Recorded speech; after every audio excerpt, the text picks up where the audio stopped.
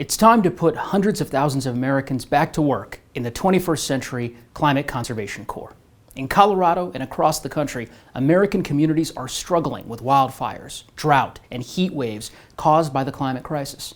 At the same time, millions of Americans are still struggling from the economic hardship brought on by the COVID-19 pandemic. The 21st Century Climate Conservation Corps would directly tackle both crises at once, putting hundreds of thousands, millions of Americans to work fighting wildfires and restoring the environment. 90 years ago, in response to the ecological crisis of the Dust Bowl and the economic crisis of the Great Depression, the original Civilian Conservation Corps was established, putting young men to work restoring the land, building infrastructure, and protecting our natural resources. It's time to take a page out of FDR's playbook and to rebuild the Corps of the 1930s. The original CCC employed 1 million Americans across the country, building parks and trails, fighting wildfires, and restoring farmland.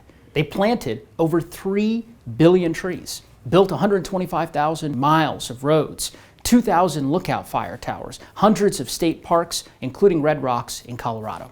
We have a huge opportunity to address multiple challenges: climate change, wildfire risk, unemployment, all at the same time, if we think boldly and we apply creative solutions.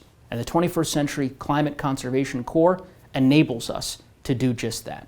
The 21st Century CCC will ultimately prioritize equity and inclusion. It will help us tackle the climate crisis. It will put people back to work, and it will immediately address the wildfire crisis in Colorado and across the West by providing resources to local communities on the front lines.